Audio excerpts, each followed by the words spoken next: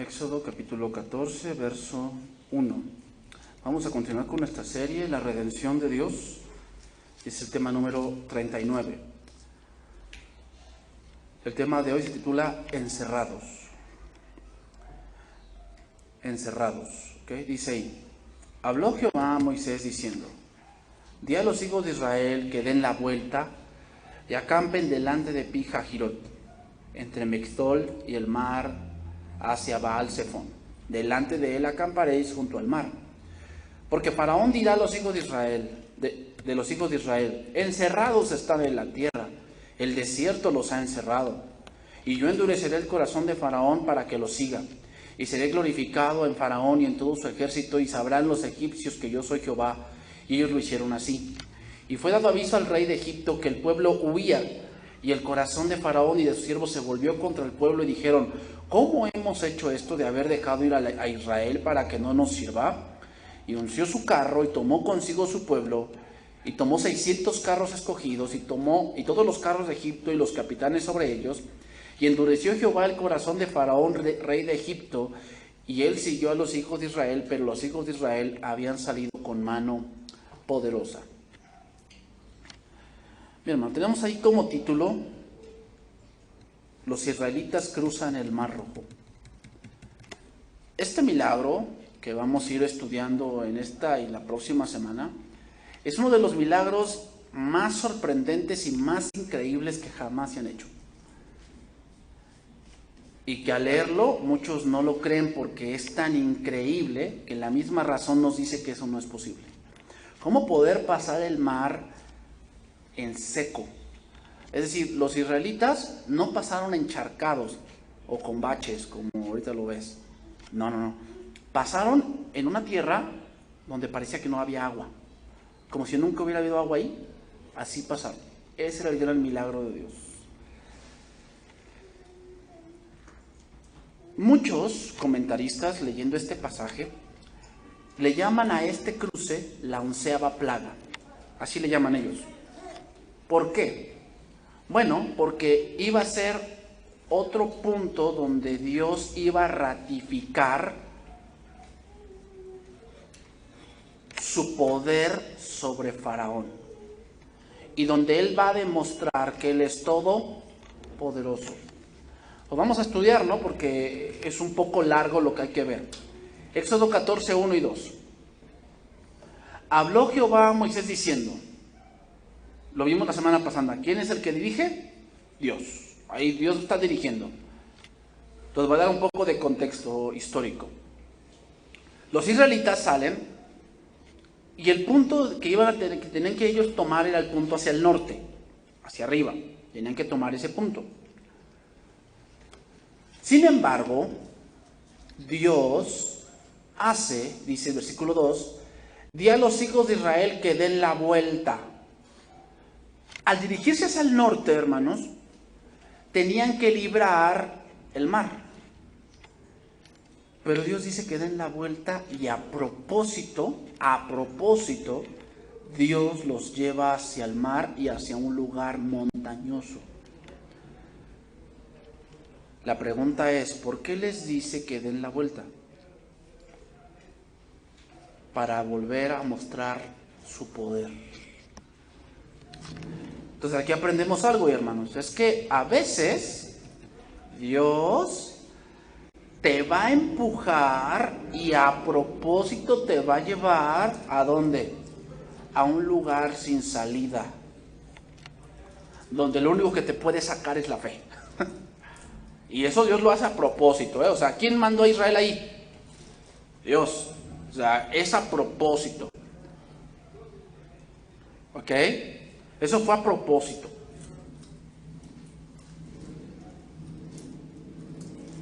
Y a veces entender esta parte, hermanos, es algo que no se puede. O sea, nunca vamos a entender muchas cosas que pasan en nuestra vida. No las vamos a entender completamente porque es sabiduría divina. Y es un error y es de necios y de tontos contender contra Dios, ¿eh?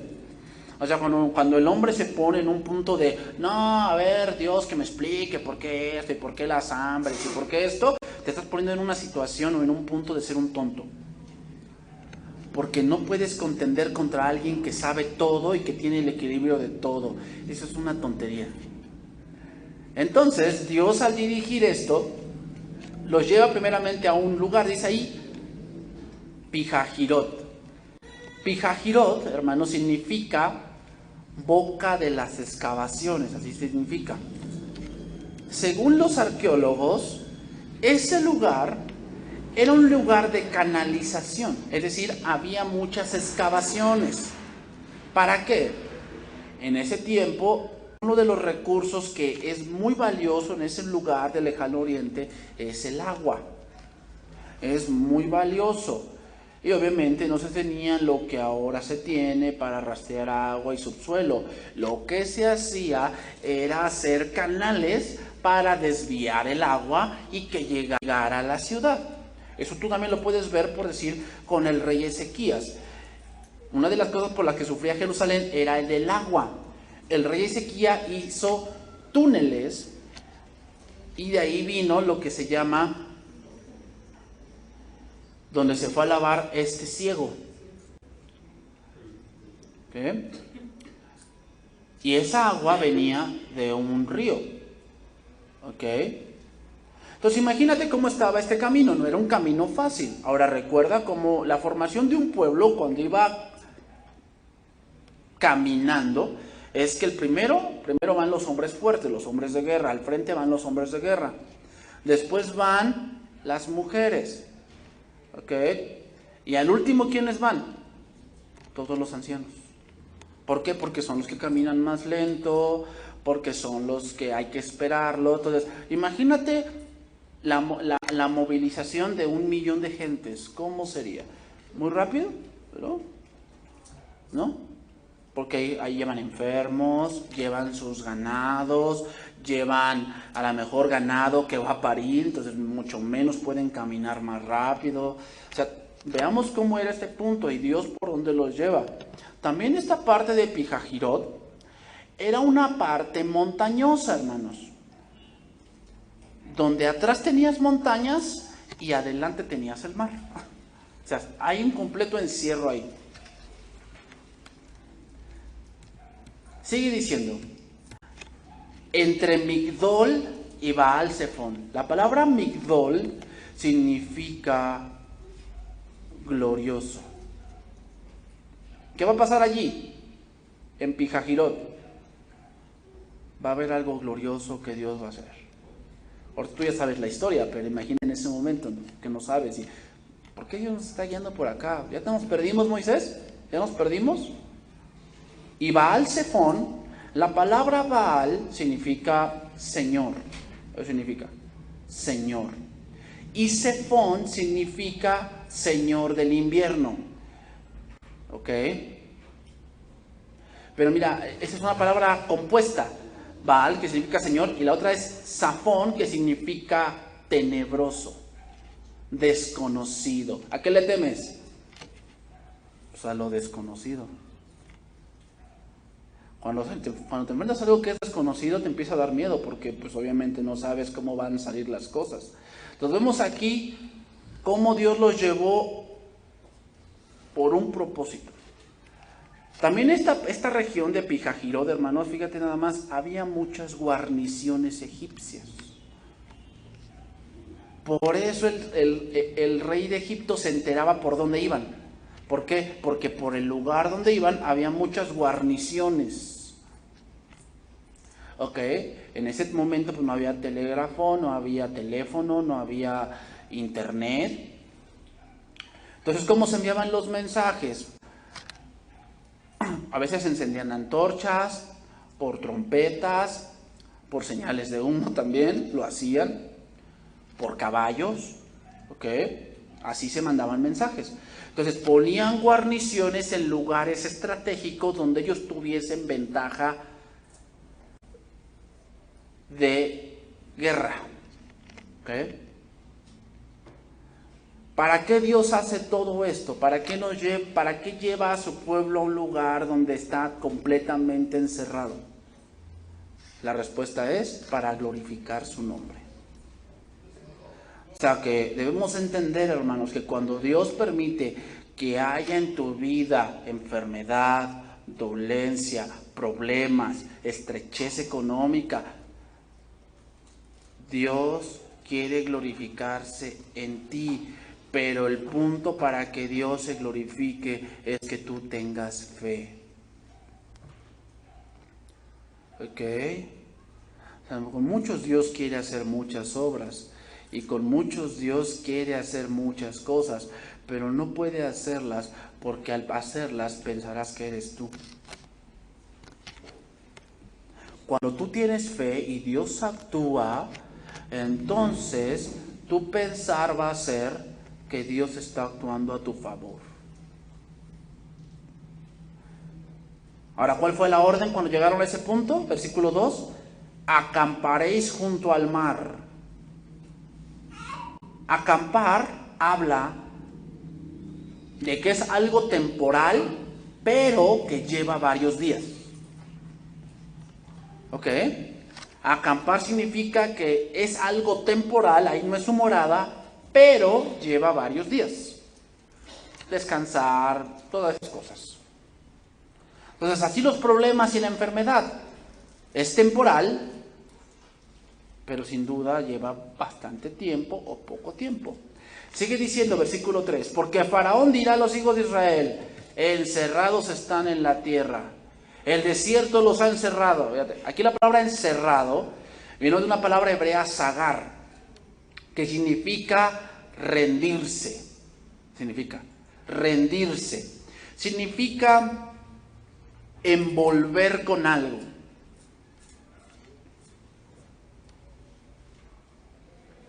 Faraón, al oír por dónde iban, él luego pensó, este pueblo está perdido.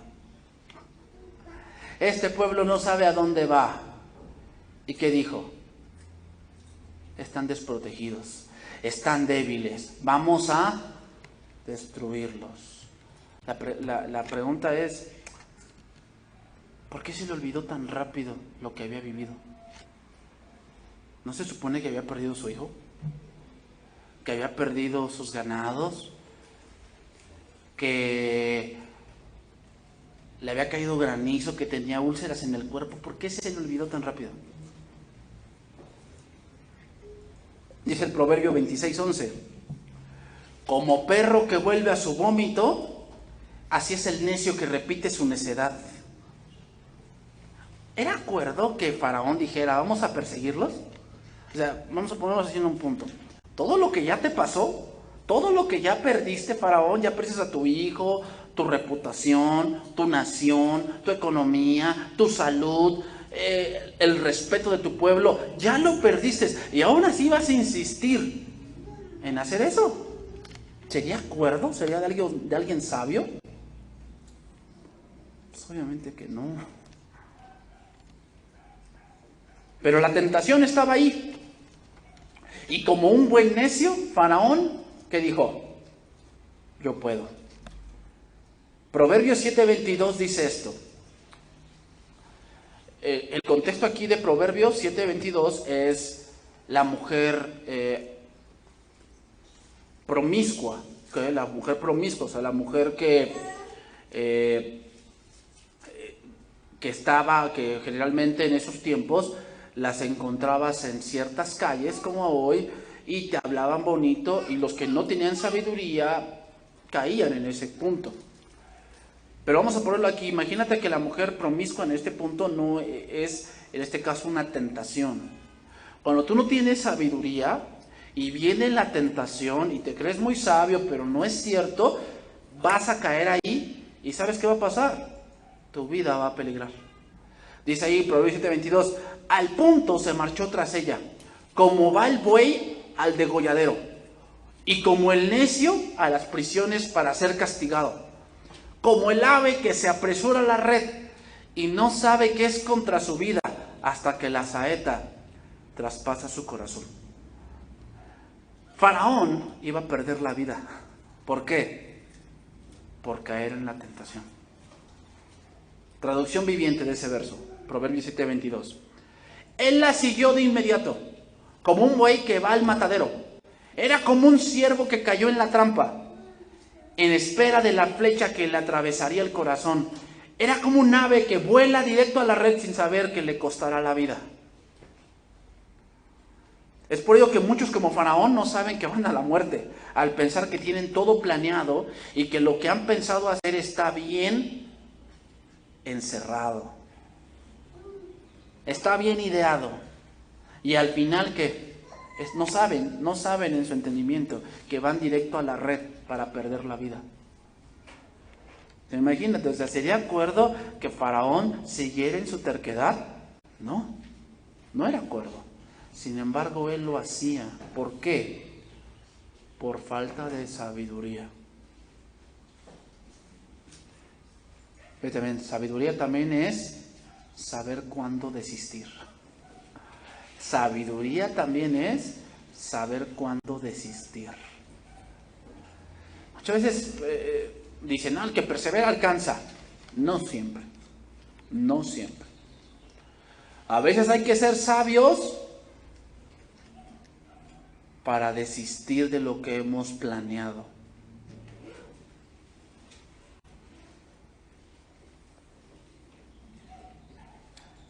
Sigue diciendo versículo 4. Y yo endureceré el corazón de Faraón. Aquí la palabra endurecer, háblese así. Yo lo haré terco, significa. ¿Te has topado con personas tercas? Que les dices las cosas como son y él dice, no, así se hace porque yo digo así. Y tú dices, pero estás mal. Mira, hasta el mismo manual de usuario te dice que no es así. No, yo lo hago así. Eso es tener el corazón endurecido. ¿Para qué Dios lo iba a hacer terco a Faraón? Para que lo siguiera, dice ahí. Y vemos ahí, él sigue diciendo el versículo 4 de Éxodo 14. Y seré glorificado en Faraón. ¿Para qué Dios iba a hacer eso? Para ser glorificado. Y sabrán los egipcios, otra vez, que yo soy Jehová. Aquí podemos ver un principio. Aún en la rebeldía del hombre, Dios es glorificado. ¿Okay? Aún en la rebeldía del hombre, Dios es ¿qué? Glorificado. Porque muchas veces pensamos, cuando estamos en la rebeldía, hermanos, que Dios no puede obligarme. ¿Ah? Así muchas veces pensamos, no, es que yo así llevo mi vida y Dios no puede hacer nada. Pues qué tonto eres, no es cierto. Porque Dios tiene el control de todo y si Él quiere lo hace. Y aún en tu rebeldía, Dios la va a ocupar para Él mismo ser glorificado. Vamos a ponerlo así, hermanos, otro punto aquí importante. A Dios nadie le frustra el plan. A Dios nadie le frustra de que, pues no quiero y a ver cómo le haces. No, por eso es Dios.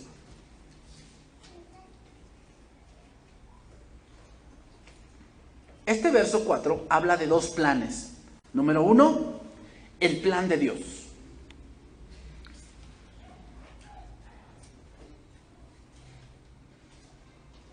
El Proverbio 16 dice que el hombre es el que propone su camino, pero Dios pesa los corazones. ¿Okay? Entonces, por un lado tenemos el plan de Dios, que es que, ¿cuál es el plan de Dios? Llevar a su pueblo a un lugar estrecho para ahí destruir a Faraón. ¿Qué quiere decir, hermanos? Que muchas veces Dios te mete en un problema muy fuerte para ahí matar tu yo. Para que ya dejes de confiar en ti y confíes más en Dios. Ese es el plan de Dios. ¿Sería de acuerdo? Pues creo que a la mente humana no. Y por el otro lado tenemos el plan de Faraón. El plan de Faraón, ¿cuál era el plan de Faraón? Aprovechar que Israel estaba perdido para así sorprenderlos y matarlos. Entonces, él pensaba que los israelitas estaban perdidos, por eso estaban yéndose a un lugar donde estaban encerrados. Él pensaba que estaban perdidos, pero no es así. No estaba viendo que Dios lo había hecho a propósito.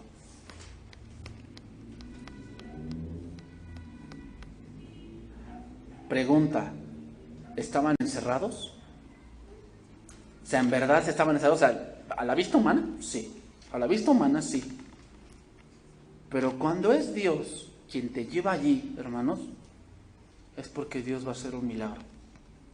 Cuando llegas a una situación donde solamente la fe y la oración pueden persistir, es porque Dios va a actuar. Porque si tú pudieras hacer algo, no confiarías en Dios.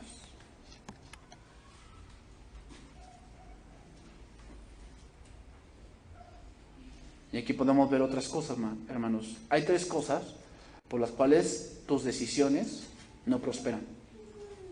Hay 3 cosas por las cuales tus decisiones no prosperan, como las de Faraón. Número 1, porque están basadas en las circunstancias del momento. Porque están basadas en las circunstancias del momento. Es decir, tus decisiones están basadas en emociones.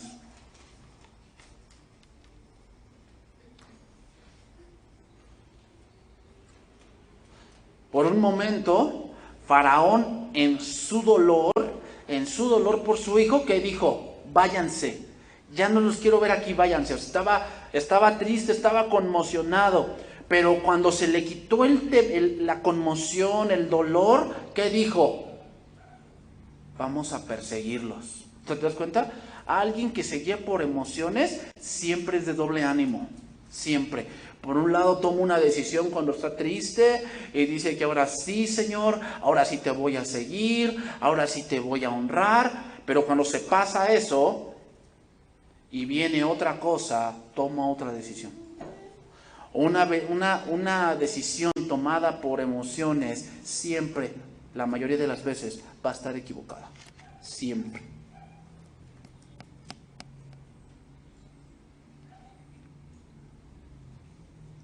Número 2, ¿por qué también las decisiones no se cumplen? Y es porque no están basadas en principios de Dios. ¿Qué quiere decir? Que no tienes un sustento bíblico por el cual hiciste eso. No lo sabes. Y eso va a hacer que estés edificando sobre la arena. A veces le creemos más al semanal que a lo que la palabra de Dios dice. A veces le creemos más al psicólogo o a la amiga o a la mamá de la amiga de tu hija o de tu hijo que te dice cómo trata él a su hija o a su hijo, y tú le crees más a ella que a lo que la palabra de Dios dice. Y cuando tomas una decisión basada en la opinión de una persona, vas a fracasar. ¿Tú piensas que a Faraón no lo aconsejaron? Si con Roboam sucedió. ¿Te acuerdas de ese pasaje? Roboam, su padre de Roboam, Salomón, había muerto y Roboam era joven y empezó a reinar. Entonces llegó el pueblo y le dijo: Roboam, aligéranos la carga. O sea, como tu pueblo, tu papá vivía con muchos lujos y esos lujos requieren impuestos. Bájanos los impuestos, bájanos todo ello y te vamos a servir. Entonces dijo: váyanse, yo voy a pedir consejo. Y primero fue con los hombres de edad, con los que tenían experiencia, y les dijo: ¿qué voy a hacer con este pueblo que me dijo así? Y dijeron: bájales los impuestos, bájales la servidumbre, y este pueblo te va a servir para siempre. Y después se fue con sus amigos, con los que parrandeaba, se emborrachaba y todos ellos, así con esos. Iba con esos y les decía: ¿qué vamos a decirle a este pueblo? No, tú no les digas que les vas a bajar, porque eso te hará ver débil. O sea, porque tú les dices que tú les vas a bajar los impuestos, nunca te van a tomar en serio. No, diles que tú, si tu padre les puso un yugo, tú se los vas a poner más. Y adivina qué hizo el necio. Agarró ese consejo. ¿Y sabes qué logró con eso? Se dividió el reino. Cuando tú tomas una decisión no basada en principios de Dios, vas a dividir tu casa. Puedes dividir tu casa. Puedes dividir a tus hijos, ¿no? Cuando tus hijos dicen, es que él lo quieres más que a mí. Y tú, no, hijo, no. Yo los quiero por igual. Pero dentro de ti tú sabes que no es así. Tú lo sabes que no. Y como ese principio, y como eso a lo mejor lo viste de tu mamá, que a lo mejor tu mamá te trataba bien a ti y a tu hermano no, agarraste eso mismo, lo aplicas a tu casa y tu casa se divide. Porque cuando una decisión no está basada en principios de Dios, eso irremediablemente va a pasar. Otra cosa por la que fracasan las decisiones es porque la promesa te la haces a ti mismo. Cuando decía Saúl, así me haga Dios y aún me añada. Es decir, cuando te prometes algo a ti mismo, es algo irracional. ¿Qué quiere decir? Algo que no has razonado cuáles son los pros y las contras que implican esa decisión. Cuando alguien promete vengarse, ¿a quién se lo promete? ¿A Dios? Se lo promete él mismo. Cuando alguien promete hacerle la vida de cuadritos a alguien, ¿a quién se lo promete? ¿A Dios o a él mismo? A él mismo. Busca la propia conveniencia, no la obediencia. Y una decisión tomada así siempre va a fracasar.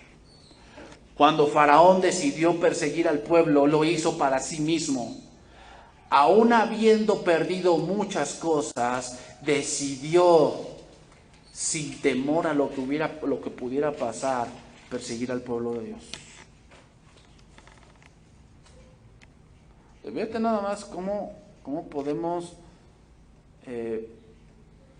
tomar decisiones una tras equivocación, tras equivocación, tras equivocación, y lo peor de todo, no aprender.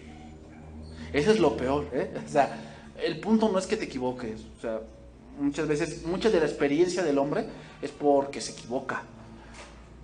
El problema es cuando te equivocas y no aprendes. Y no aprendes. Y no aprendes. Y puedes tener mucha edad y seguir equivocándote en el mismo punto. ¿Por qué? Porque no aprendes. Faraón no aprendió. ¿Y eso qué le costó? La vida. Fíjate nada más, no tener sabiduría, hermanos, puede hacer que te quiten la vida. Éxodo 14:5. Y fue dado aviso al rey que el pueblo huía, y el corazón de Faraón y de sus siervos se volvió contra el pueblo. O sea, fíjate, como que se llenó como de que no, ¿cómo que estos nos ganaron? ¿No? ¿Cómo que estos ya están libres y nosotros aquí sin poder esclavizarlos? No. ¿Cómo puede ser eso? Dijeron, ¿cómo hemos hecho de esto de haber dejado ir al pueblo? Para que no nos sirva. Dice, y unció su carro, es decir, lo preparó, puso sus caballos y tomó consigo su pueblo y tomó 600 carros escogidos. Cuando dice aquí carros escogidos, hermanos, significa carros que eran especiales para la guerra. Eso significa. Los carros escogidos de Egipto eran de 2 tripulantes. Entonces, 2 por 6, 12. Eran 1200 hombres que iban ahí armados contra Israel. Y todos los carros de Egipto y los capitanes sobre ellos. Entonces, hermanos, una decisión arrebatada, una decisión por la venganza y por los impulsos malos del corazón, hicieron que se olvidara de Dios. Pero hermanos, eso va a también pasar en el futuro. Mira, Apocalipsis 25, vamos a ver ahí. Tú dices, no, ese faraón cómo era, ¿no? Tremendo faraón. O sea, pues que no entiendes que no se puede. O sea, que ya Dios ya te destruyó y aún así persistes. Bueno, hermanos, esa es la historia del hombre y la historia de nunca acabar, Apocalipsis 25. Dice ahí, pero los otros muertos, aquí el contexto es el milenio, No volvieron a vivir hasta que se cumplieron 1000 años. Esta es la primera resurrección.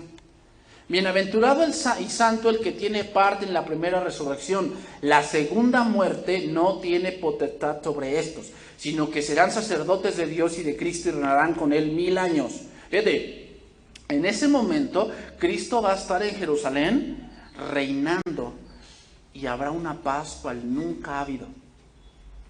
Cuando Cristo venga, dice en la Escritura que todas las armas se volverán herramientas para el campo.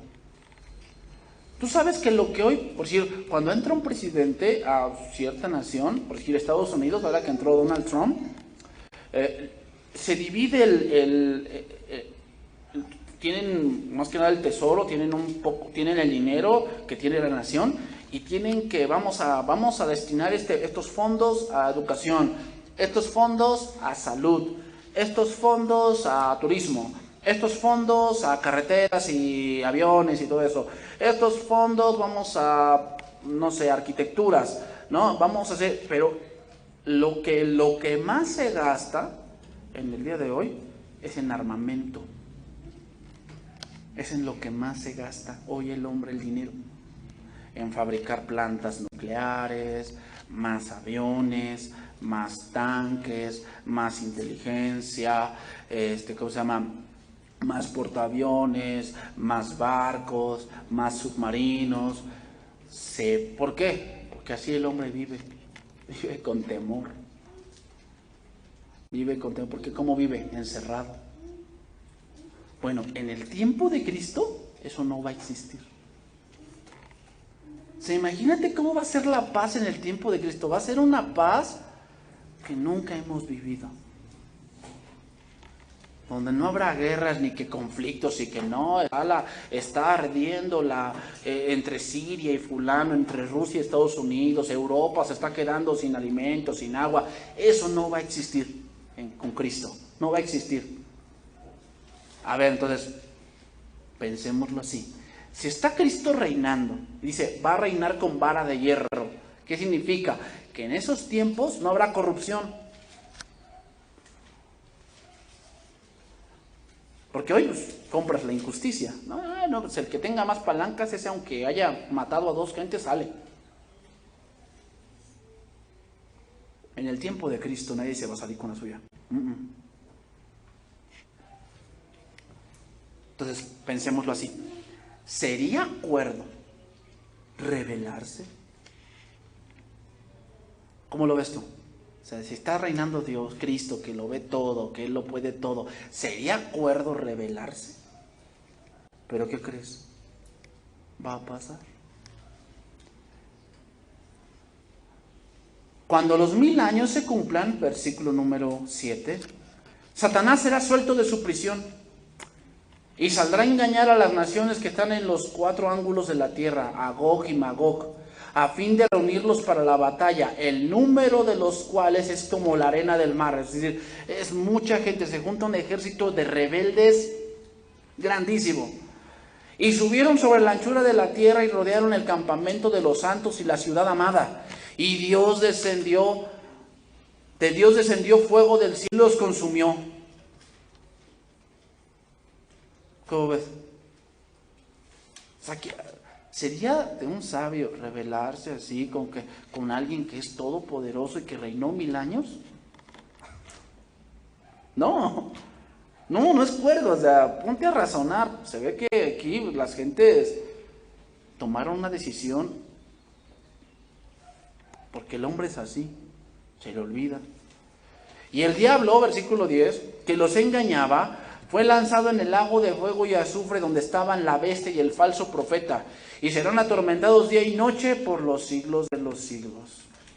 Esto nos deja ver algo, hermanos, y es que el corazón del hombre es malo desde su juventud, y que los impulsos y nuestra debilidad están ahí.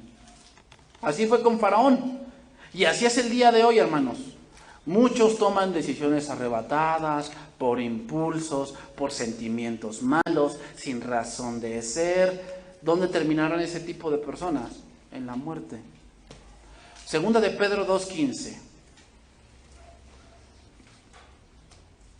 Segunda de Pedro 2:15. Pedro ocupa el mismo proverbio que nosotros utilizamos y lo aplica a personas que sabiendo la verdad se van tras el error. Dice ahí, capítulo 2, versículo 15, han dejado el camino recto y se han extraviado siguiendo el camino de Balaam, hijo de Beor, el cual amó el premio de la maldad. Y fue reprendido por su iniquidad, pues una muda bestia de carga, hablando con voz de hombre, refrenó la locura del profeta. ¿Por qué le llama locura? Porque no razonaba lo que estaba haciendo. Estos son fuentes sin agua y nubes empujadas por la tormenta, para los cuales la más densa oscuridad está reservada para siempre. Pues hablando palabras infladas y vanas, seducen con concupiscencias de la carne y disoluciones a los que verdaderamente han huido de los que viven en error. Les prometen libertad y son ellos mismos esclavos de corrupción, porque el que es vencido por alguno es hecho esclavo del que lo venció. Ciertamente, si habiéndose ellos escapado de las contaminaciones del mundo por el conocimiento del Señor y Salvador Jesucristo, enredándose otra vez en ellas son vencidos. Su postrer estado viene a ser peor que el primero, porque mejor les hubiera sido no haber conocido el camino de la justicia, que después de haberlo conocido, volverse atrás del santo mandamiento que les fue dado. Pero les ha acontecido lo del verdadero proverbio: el puerro vuelve a su vómito y la puerca lavada a revolcarse en el cieno. Pedro, en estos versos, hace referencia a una persona que conoció a Cristo y supo cómo ser salva y que posiblemente recibió la influencia positiva de otros creyentes, pero luego rechaza la verdad y se vuelve al pecado. Su situación, ¿cómo viene a ser? Peor que como estaba. ¿Por qué? Porque rechazó el camino de salvación para ir tras el camino del pecado. Así como el hombre se hunde en arenas movedizas y se niega a agarrarse de una cuerda, así es la persona que a propósito se aparta de Cristo. ¿Cómo ves? Qué terrible es tener la actitud de Faraón, impulsado por malos deseos. Deja ver que este rey era un tonto. Proverbios 25, 28. Como ciudad derribada y sin muro es el hombre cuyo espíritu no tiene riendas. Lo voy a leer en traducción viviente. Una persona sin control propio es como una ciudad con las murallas destruidas. ¿Cómo es una ciudad sin las murallas destruidas? Quiere decir, no tiene protección. Cualquier cosa lo destruye. Cualquier cosa. Proverbio 16:32. Mejor es el que tarda en airarse que el fuerte, y el que se enseñorea de su espíritu que el que toma una ciudad. Traducción viviente. Mejor es ser paciente que poderoso. Más vale tener control de uno mismo que conquistar una ciudad. Es por ello que Faraón encontró la muerte, porque era una ciudad. Faraón, su corazón, era una ciudad sin muro. Era un hombre sin dominio propio. Y un hombre, una mujer sin dominio propio, se va a encontrar con la muerte.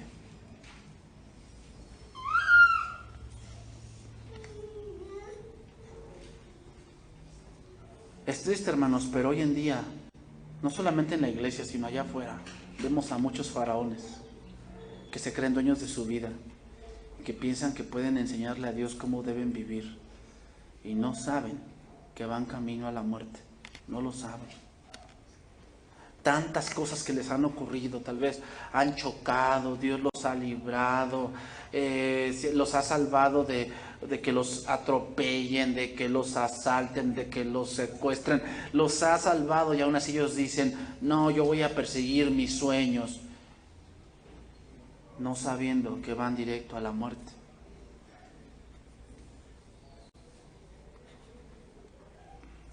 Entonces, ¿qué es mejor tener, hermanos? ¿Tus sueños o tener dominio propio? Dominio propio es mejor. Porque una decisión impulsada por sentimientos siempre te va a llevar al pecado. Siempre. Éxodo 14:8. Para ir terminando. Y endureció Jehová el corazón de Faraón, rey de Egipto. Y él siguió a los hijos de Israel. Ya se había decidido. Pero los hijos de Israel habían salido con mano poderosa. Parece que esa última frase, los hijos de Israel, se pone por dos razones. Número uno, porque era tonto lo que pensaba Faraón. Tantas cosas habían pasado en Egipto y no se daba cuenta que peleaba con algo más grande que él. Y número dos, porque el temor invadió al pueblo de Dios.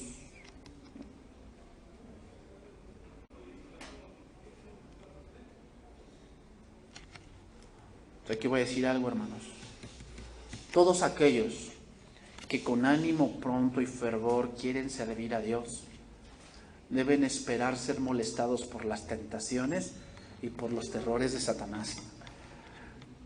Pues el diablo, hermanos, no se aviene fácilmente a prescindir de su servicio, ni se marcha sin haber luchado duramente. Si tú quieres servir a Dios y tú dices, Señor, ahora sí yo te quiero seguir, la verdad, o sea, yo estoy decidida, espérate a las tentaciones. Satanás, mira, yo le dije a un hermano, mira hermano, Satanás no le molesta que te congregues. No, a él no le afecta que te congregues. A él no le afecta que seas cristiano, o sea, está bien, qué bueno, es una moda. A Satanás no le molesta. ¿Sabes lo que a Satanás le molesta? Cuando un cristiano obedece, ahí sí le molesta.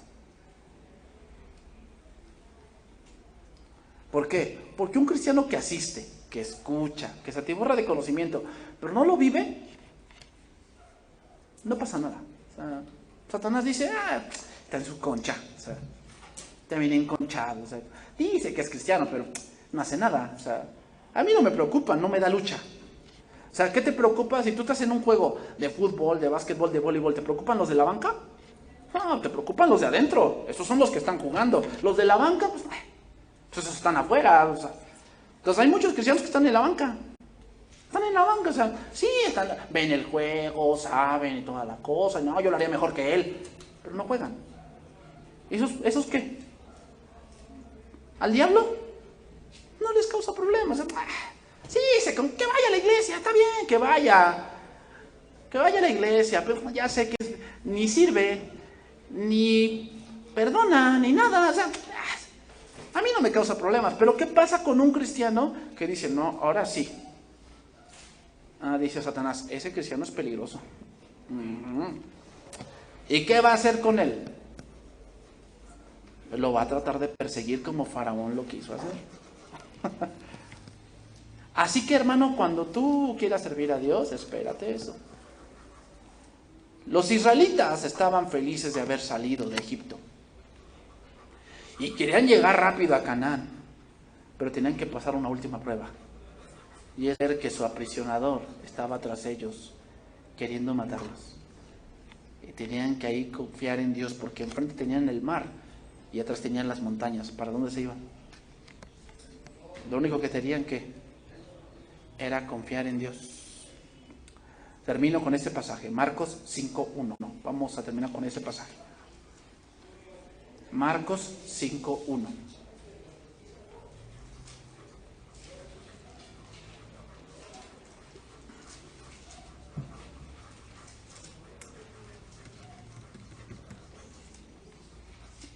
Dice ahí, vinieron al otro lado del mar, a la región de los Gadarenos. Cuando salió él de la barca, enseguida vino a su encuentro de los sepulcros un hombre con un espíritu inmundo, que tenía su morada en los sepulcros y nadie podía atarle, ni aun con cadenas, porque muchas veces había sido atado con grillos. Grillos se refiere a esa parte que como bolas de fierro, y con cadenas, más las cadenas habían sido hechas pedazos y desmenuzados los grillos y nadie le podía dominar. Este hombre gadareno tenía una gran prisión, ¿no? Estaba bien encerradito. ¿En dónde? Pues con los demonios. Y siempre de día y de noche andaba dando voces en los montes y en los sepulcros, hiriéndose con piedras. ¿Te imaginas? cuál deplorable era ese hombre, ¿no? Y cuando vio pues a Jesús de lejos, corrió y se arrodilló ante él. Y clamando a gran voz dijo: ¿qué tienes conmigo, Jesús, Hijo del Dios Altísimo? Te conjuro por Dios que no me atormentes. Porque le decía: sal de este hombre, espíritu inmundo. Y le preguntó: ¿cómo te llamas? Y respondió diciendo: Legión me llamo, porque somos muchos. Ay, mira, muchos tenían aprisionado a este hombre. Y le rogaba mucho que no los enviase fuera de aquella región. Y estaba allí cerca del monte un gran hato de cerdos paciendo. Y le rogaron todos los demonios diciendo: envíanos a los cerdos para que entremos en ellos. Y luego Jesús les dio permiso. Y saliendo aquellos espíritus inmundos entraron en los cerdos, los cuales eran como 2000. Y el hato se precipitó en el mar por un despeñadero, y en el mar se ahogaron. ¿Por qué pasó eso?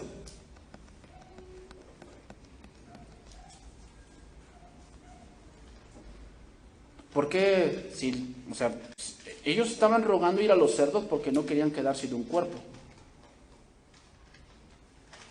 ¿Por qué entonces mataron a los cerdos? La respuesta es, hermanos, porque el pecado siempre genera pecado. Nunca esperes que en el pecado tu vida mejore, jamás. Eso no va a pasar. Para mejorar tu vida tienes que salirte del pecado. En el pecado nunca vas a mejorar, nunca. Porque el mal tiene dos enemigos, el bien y el mismo mal. Por eso tú ves, los narcos se matan entre ellos. O sea, ¿por qué no? ¿Por qué se matan entre ellos? O sea, si venden lo mismo, ¿no? O sea, todos venden marihuana, coca, sí. O sea, tú tu territorio, yo el mío, somos compadres, no vendemos lo mismo. ¿Por qué se matan entre ellos? Porque el mal tiene dos enemigos, el bien y el mismo mal. Entonces, cuando tú andas haciendo un pecado, no esperes que tu vida mejore. Siempre va a empeorar, siempre. Y los que apacentaban los cerdos huyeron y dieron aviso en la ciudad y en los campos. Se dieron a ver qué era aquello que había sucedido. Vienen a Jesús y ven al que había sido atormentado del demonio y que había tenido la legión sentado, vestido y en su juicio cabal. Tres cosas. Sentado, es decir, ya no es inquieto, ya no anda haciendo cosas por impulsos. Vestido, ¿qué quiere decir? Que sabe su posición. Juicio cabal significa abiertos los ojos del razonamiento. Y tuvieron miedo. Eso era lo que no tenía Faraón. Faraón no tenía juicio cabal, ni tenía vestido de sabiduría, ni se había puesto a pensar sentado qué era lo que implicaba que él tomara esa decisión. Este endemoniado parecía encerrado. Satanás lo había esclavizado. Sin embargo, Cristo le abrió el mar de la libertad. Y aunque su vida estaba hecha pedazos, para Cristo no hay nada imposible. No hay nada imposible. Pues hermanos, Dios a propósito impulsó a su pueblo hacia el mar. ¿Por qué? Porque le iba a demostrar a Faraón a costa de su vida que él no era nadie. Que él no era nadie, hermanos. Entonces es mejor tener sabiduría que millares de oro y plata. Es mejor tener sabiduría. Vamos a orar, hermanos.